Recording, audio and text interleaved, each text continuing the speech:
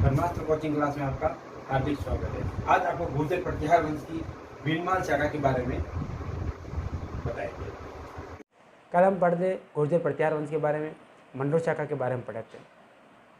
उसके बारे में आज आपको कुछ क्वेश्चन पूछेंगे ना कि ये कुषाणों के वंशज का है, तो फिर किसने इसको हुणों का वंशज बताया? कर्नल जेस्टोप ने इससे, तो फिर इसी वंश की किसने 26 शाखाओं का उल्लेख किया? मोहनत, हाँ, एहोल प्रसिद्धि में ऐसा कहा जाता है कि मोहनत नैन्सी ने 26 शाखाओं का उल्लेख किया है गुर्जर प्रतिहार वंश की। इसकी प्रमुख 4 शाखा थी। सबसे प्रमुख शाखा, सबसे प्रमुख और सबसे प्राचीन शाखा किस अभिलेख में राजा हरिश्चंद्र का उल्लेख मिलता है? गठियाला शिलालेख में 861 ईस्वी में ये लिखा गया था, जिसमें 2 रानियों का भी मिलता है, एक ब्राह्मण और दूसरी क्षत्रिय रानी भद्रा के 4 पुत्र थे। भोग, हाँ, पढ़ाई तो करती हो। इस वंश का अंतिम शासक इंद्र प्रतिहार ने अपनी पुत्री का विवाह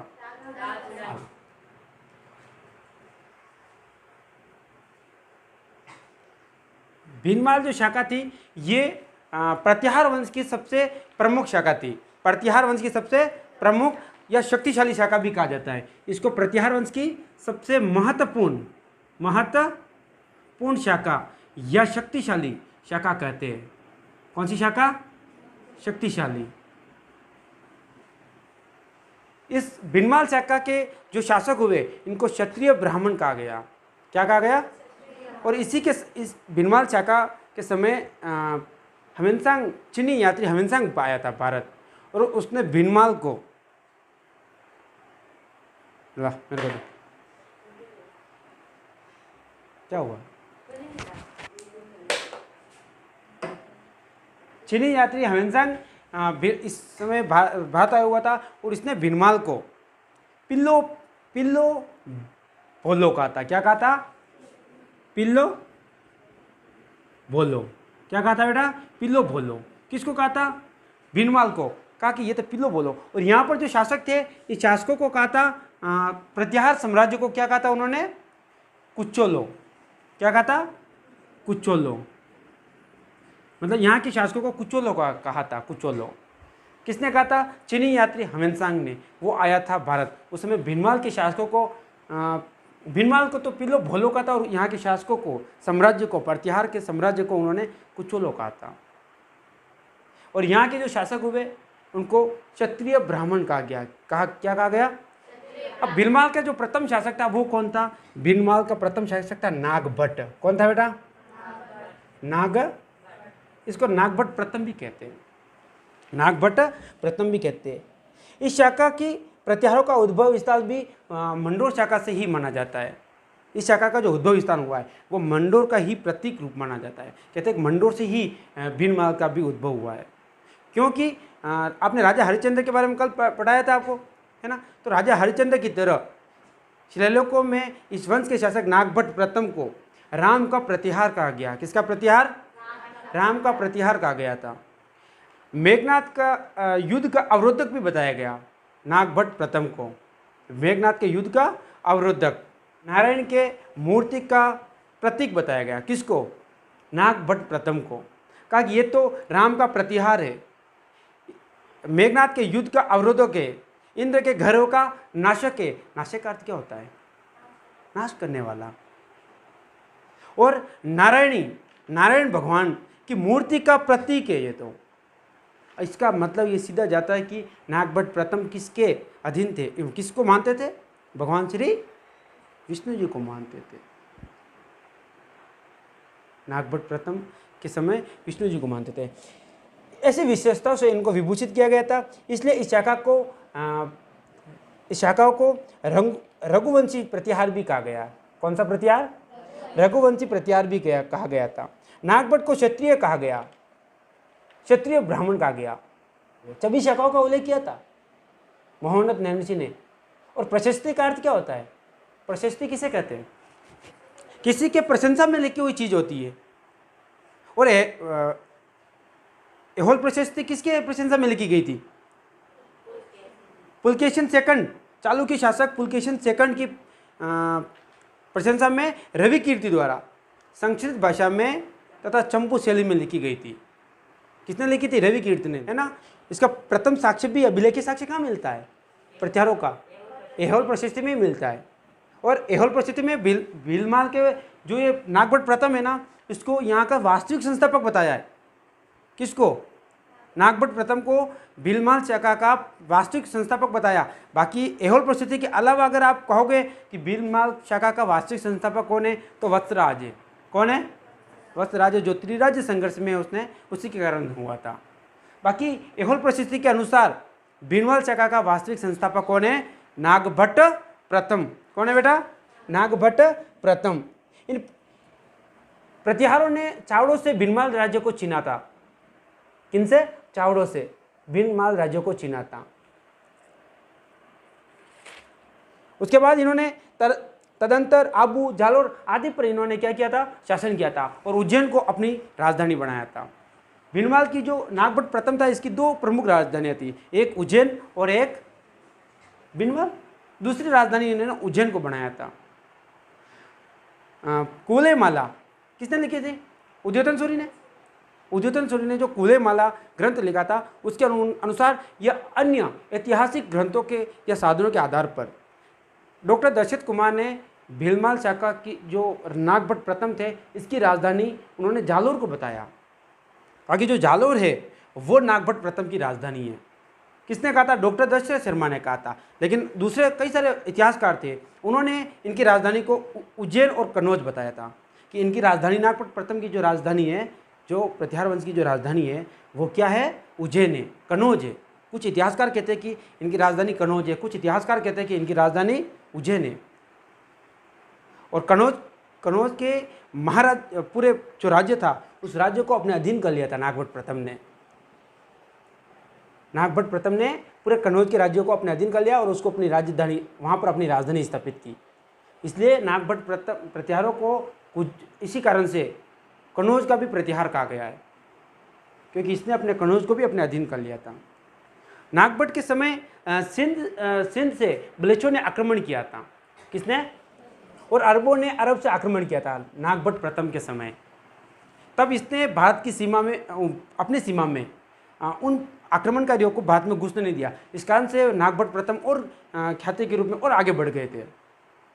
और नागभट्ट को नागावलोक भी कहते थे। नागभट्ट का जो शासनकाल है वो 730 ईस्वी से, कहाँ से? 730 ईस्वी से 760 ईस्वी तक रहा है। 730 से 760, यानी नागभट्ट जो प्रथम है, ये यहाँ लिख दिया, 730 ईस्वी से 760 ईस्वी तक इसका शासनकाल रहता है। और इसको एक प्रतापी शासक कहा गया है, नागावलोक कहा गया है। नागावलोक क्या होता है?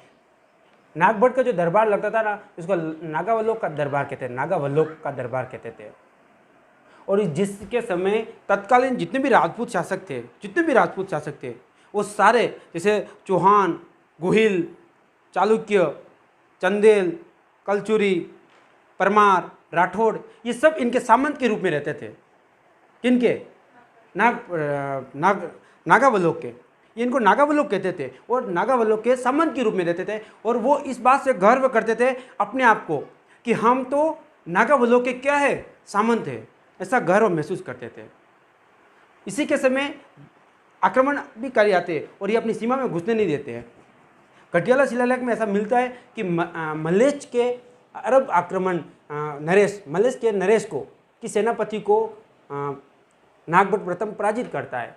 अरब लेखक थे एक अल बिलादुरी, वो कहता है इनके बारे में कि खलीफा हासिन के सेनापति कई प्रदेशों और कई इलाकों को अपने अधीन तो कर लेते हैं, लेकिन उज्जैन को प्राप्त नहीं कर सकते। उज्जैन पर वो अपना विजय का झंडा नहीं लहरा सकते, उज्जैन को अपने पास नहीं कर सकते, है ना।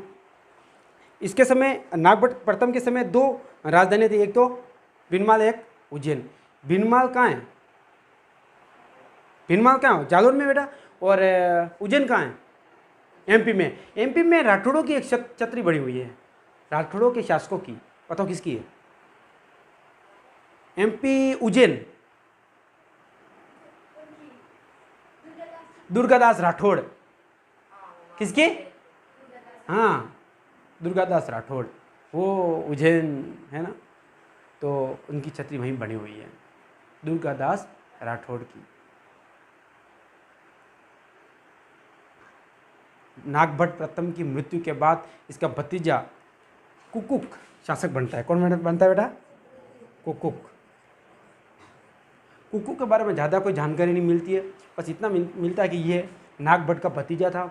ये नागभट्ट की मृत्यु के बाद ये भीनमाल का शासक बनता है, और इसने विष्णु स्तंभ का निर्माण करवाया था, जो राजस्थान का दूसरा सबसे प्राचीन माना जाता है। तो पहला कौन सा है? बयाना दुर्ग में। कहाँ पर है? प्रथम। तो दूसरा इसने बनवाया था, है ना, मंडोर में, यहीं। लिखो थोड़ा सा, लिखो बेटा भीनमाल चाका। सभी लिखो भीनमाल चाका।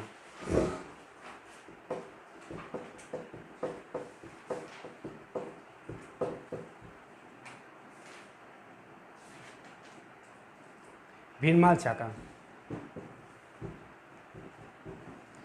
यह प्रतिहारों की सबसे प्रमुख व शक्तिशाली शाखा थी। यह प्रतिहारों की सबसे प्रमुख व शक्तिशाली शाखा थी। यह प्रतिहारों की सबसे प्रमुख व शक्तिशाली शाखा थी।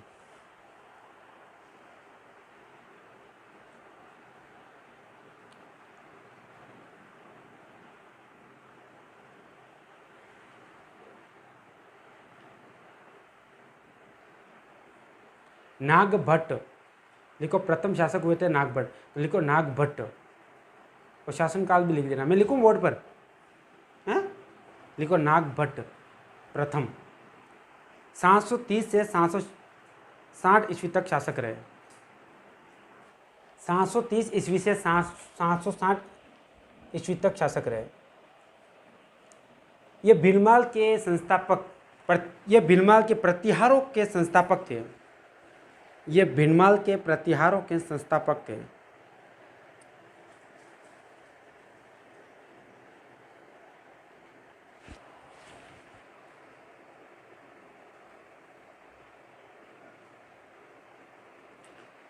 देखो, ये भीनमाल के प्रतिहारों के संस्थापक थे।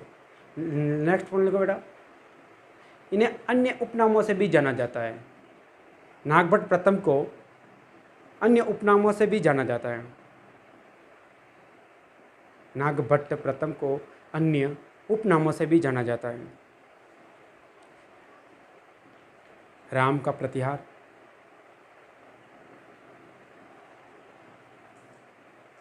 इंद्र के गर्व का नाशक,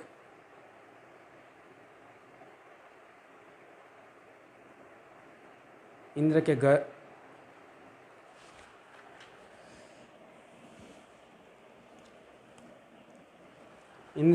गर्व का नाशक, नारायण की मूर्ति का प्रतीक, नारायण की मूर्ति का प्रतीक, लक्ष्मण का अवतार, लक्ष्मण का अवतार, मेघनाथ के युद्ध का अवरोधक, मेघनाथ के युद्ध का अवरोधक,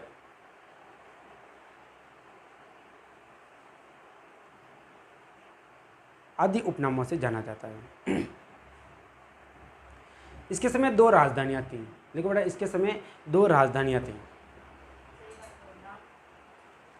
वापस बोलूं, राम का प्रतिहार, इंद्र के गर्व का नाशक, नारायण की मूर्ति का प्रतीक, लक्ष्मण का अवतार, लक्ष्मण का अवतार, मेघनाथ के युद्ध का अवरोधक आदि उपनामों से जाना गया। नागभट्ट प्रथम के समय 2 राजधानियां थी, भीनमाल और उज्जैन।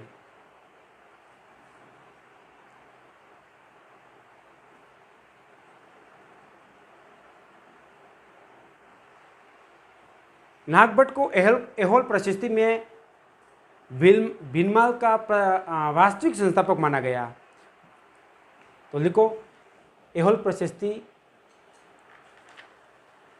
में नागभट्ट प्रथम को ऐहोल प्रशस्ति में नागभट्ट प्रथम को ऐहोल प्रशस्ति में नागभट्ट प्रथम को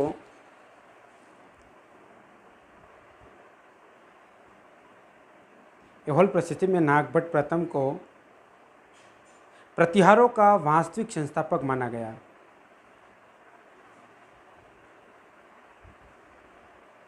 प्रतिहारों का वास्तविक संस्थापक माना गया। देखो इसके बाद नागभट्ट प्रथम की मृत्यु हो जाती है और कुकुक सिंहासन पर बैठता है। कुकुक विष्णु स्तंभ का निर्माण करवाता है और कुकुक की मृत्यु हो जाती है। उसके बाद इसका भाई देवराज सिंहासन की गद्दी पर बैठता है। देवराज को वराह अभिलेख में देल शक्ति के नाम से जाना गया। कौन सी शक्ति के नाम से? देल शक्ति के नाम से पुकारा गया है। वराह अभिलेख में देल शक्ति। देवराज ने कुछ युद्ध लड़े थे और घटियाला शिलालेख के अनुसार देवराज ने जो कुछ युद्ध लड़े, घटियाला शिलालेख के अनुसार उसने अनेक राजाओं को तितर बितर कर दिए। क्या कर दिए? तितर बितर कर दिए। अनेक राजाओं को तितर बितर कर दिए देवराज ने।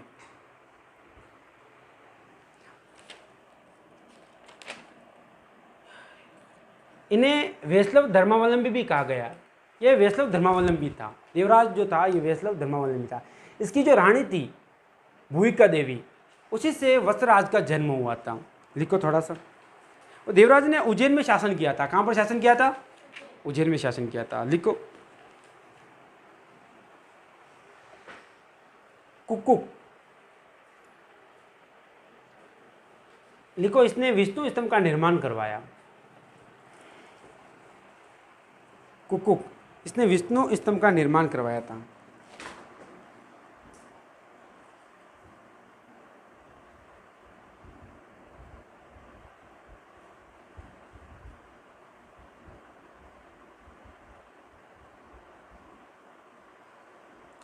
जो राजस्थान का दूसरा सबसे प्राचीन था,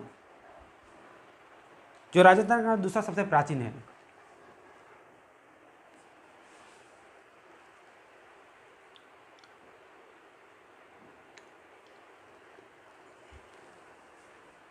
जो राजस्थान का दूसरा सबसे प्राचीन है।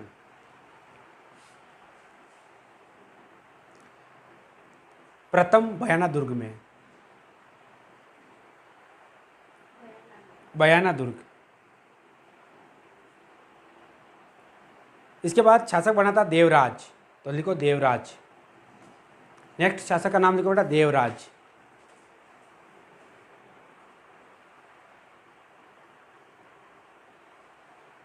देवराज ने उज्जैन में शासन किया।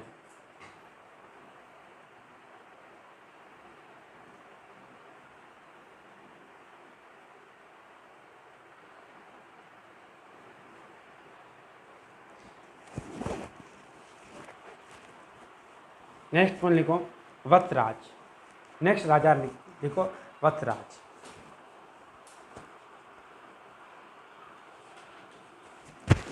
चलो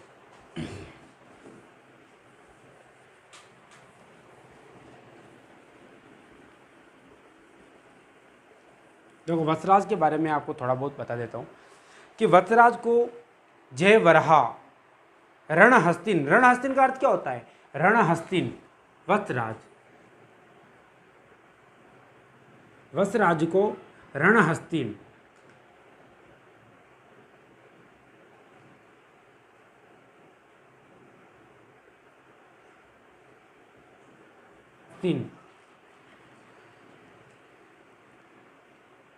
जय वराह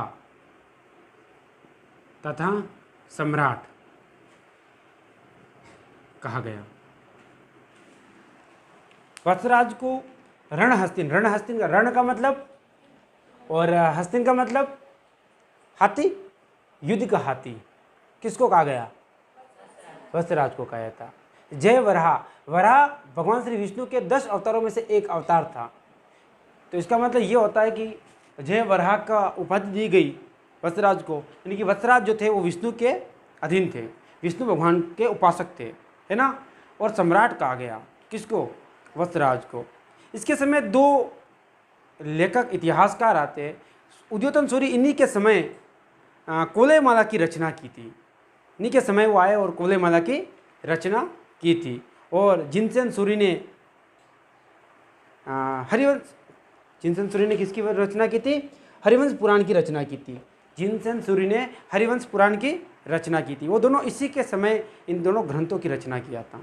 वत्सराज के बारे में सबसे इम्पोर्टेंट बात ये मिलती है कि आपको दिख रहा है क्या? नहीं दिख रहा तो बता देना।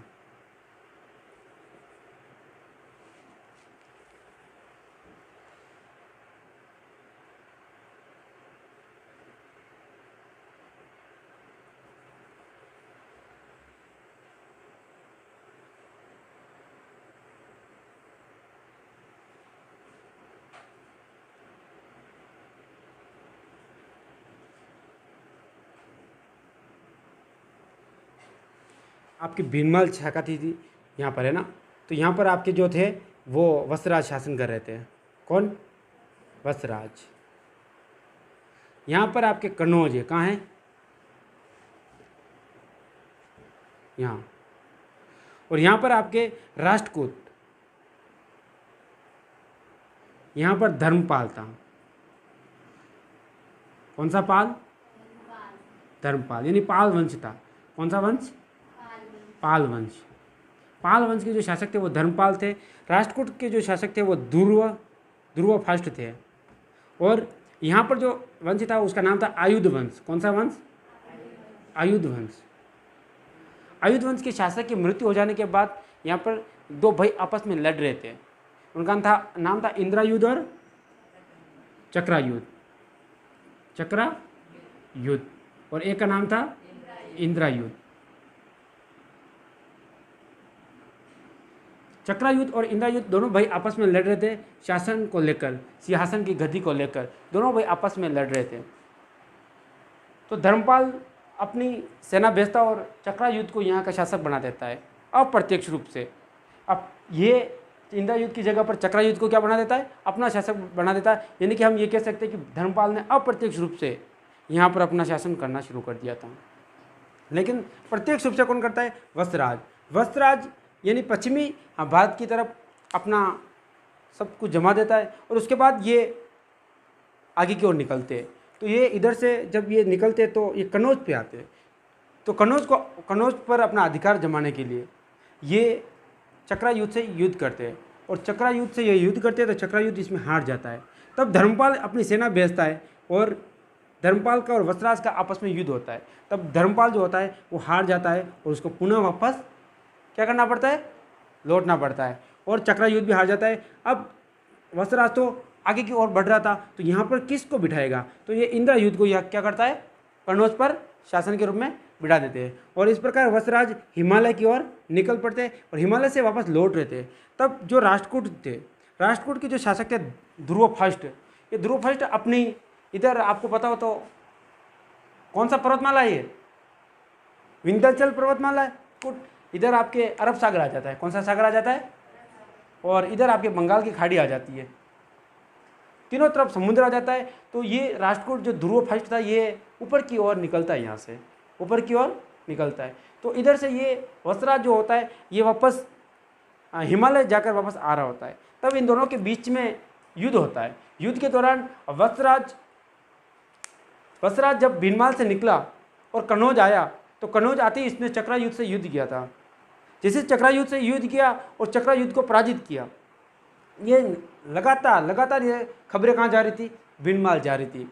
भीनमाल के लोगों को बड़ा उत्साहित हो रहा है कि हमारे राजा ने ये किया, हमारे राजा ने विजय प्राप्त की। बाद में पता चल रहा है कि धर्मपाल से युद्ध हुआ, धर्मपाल पराजित होकर वापस लौट रहे थे। तो ये बात भी लगातार पहुंच रही थी। तो उन्होंने कहा कि हमारे राजा वत्सराज ने तो पाल वंश के शासक धर्मपाल को पराजित कर दिया। उसके बाद ये हिमालय जाते लगातार खबरें पहुंचती रहती है। होता है इसी दौरान क्या होता है कि इधर से ध्रुव फर्स्ट आता है और इधर से ये दोनों आता है, आपस में युद्ध होता है। आपस में युद्ध होता है तो ध्रुव फर्स्ट वत्सराज को पराजित कर देता है। वत्सराज इतनी बुरी तरह से पराजित होता है कि ये यहाँ से सीधा कहाँ जाता है, थार के मरुस्थल में जाता है और वहाँ जाकर शरण लेता है। ये हिमालय जाता है, हिमालय से पुनः वापस अपने राष्ट्रकूट में आ जाता है। अब इधर क्या हो रहा है, इधर युद्ध का वंश हुआ था। अब इसने इंद्र युद्ध को बिठा दिया था। अब वापस जब राष्ट्रकूट यहाँ से पराजित करके वापस आ रहे थे तो अब ये वापस सीट क्या हो गई, खाली हो गई। अब यहाँ पर वापस शासक कौन बैठेगा, फिर धर्मपाल जाता है और इंद्र युद्ध को हटाकर वापस किसको बिठा देता है, चक्रायुद्ध को बिठा देते हैं। यानी कि वापस यहाँ पर शासक कौन बन जाता है, चक्रायुद्ध बन जाता है। लिखो थोड़ा सा, नहीं समझ में आया कोई बात नहीं, आया लिखो। वत्सराज जो शासक बनता है वो 783 से 795 ईस्वी तक शासन रहता है। लिखो वत्सराज, लिखो 783 से 795 ईस्वी तक इसने शासन किया। 783 से 795 ईस्वी तक इसने शासन, कोष्टक में लिख दो शॉर्टकट में। लिखो वत्सराज को निम्न उपाधियां दी गई। निम्न उपाधियां दी गई। लिखो सम्राट,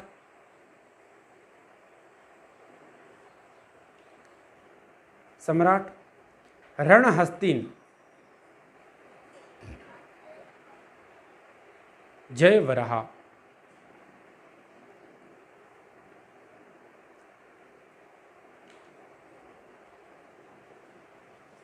वराह। मैं लिख दूं क्या, जय वराह।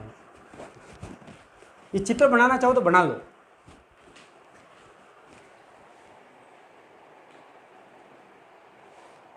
बना हो गया, चलो लिखो, लिखो बेटा थोड़ा सा, बेटा बेटा ही कहूंगा मैं। वत्सराज ने कन्नौज पर अधिकार को लेकर, वत्सराज ने कन्नौज पर अधिकार को लेकर त्रिराज्य संघर्ष प्रारंभ किया। वत्सराज ने कन्नौज पर अधिकार को लेकर त्रिराज्य संघर्ष प्रारंभ किया। देखो बेटा, वत्सराज ने कन्नौज पर अधिकार को लेकर त्रिराज्य संघर्ष प्रारंभ किया।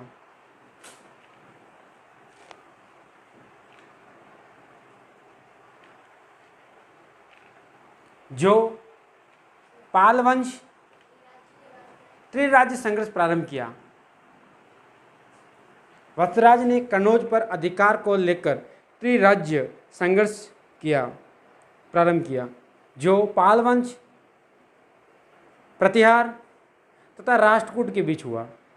जो पाल वंश, प्रतिहार तथा राष्ट्रकूट के बीच हुआ।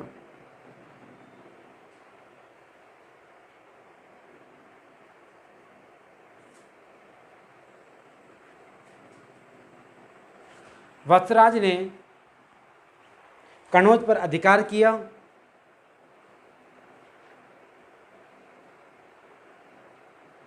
वत्सराज ने, देखो बेटा, वत्सराज ने कन्नौज पर अधिकार किया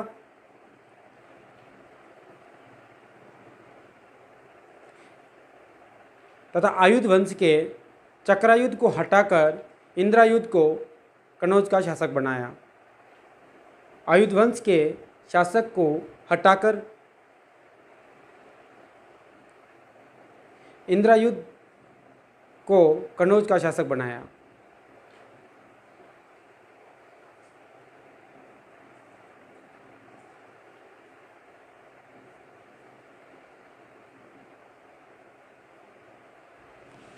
कटियाला शिलालेख में भीनमाल को, नागभट्ट प्रथम को नारायण तथा मलेच्छों का नाशक कहा गया था। क्यों? क्योंकि जो नागभट्ट प्रथम थे उन्होंने सिंध के से जो बिलोचों ने आक्रमण किया था और अरबों ने अरब से आक्रमण किया, तो नागभट्ट प्रथम ने अपनी सीमा के अंदर घुसने नहीं दिया। इस कारण से नागभट्ट प्रथम को कटियाला शिलालेख में नारायण कहा गया। क्या कहा गया? नारायण, अर्थात भगवान श्री विष्णु कहा गया। और मलेच्छों का नाशक बताया, यानी कि मलेच्छों का यानी अरबियों का नाश करने वाला, अंदर नहीं घुसने दिया था भारत के अंदर। इसी कारण से बिलादुरी उसने खलीफा के हासिम के सेनापति थे, उन्होंने कई इलाकों पर अपना अधिकार तो किया था, लेकिन उन्होंने कहा कि वह उन्हें उज्जैन पर अधिकार नहीं कर पाए थे। किसको अधिकार नहीं कर पाए? वो भले ही कई सारे इलाकों को जीत लिए, लेकिन वह उज्जैन को अपने विजय प्राप्त नहीं कर सके थे। ये नागभट्ट प्रथम के बारे में कहा गया था। नागभट्ट प्रथम एक प्रतापी शासक था, उसको लागावलोक कहा गया था, है ना। क्या कहा गया था? लागावलोक। लिखो बेटा, वत्सराज के बारे में लिखो आप। वत्सराज ने कन्नौज पर अधिकार किया। आयुध वंश के चक्रायुद्ध को हटाकर इंद्रायुद्ध को कन्नौज का शासक बनाया। इसके बाद लिखो, तथा पाल वंश के राजा धर्मपाल को पराजित किया।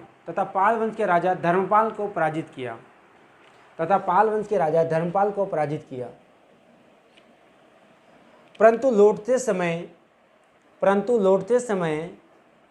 पाल वंश के राजा धर्मपाल को पराजित किया। परंतु लौटते समय राष्ट्रकूट वंश के शासक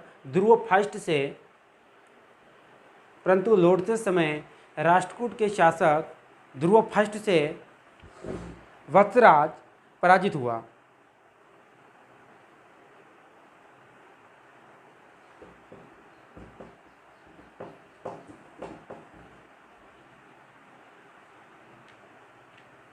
नेक्स्ट पॉइंट लिखो, वत्सराज ने थार के मरुस्थल में शरण ली। वत्सराज ने थार के मरुस्थल में शरण ली।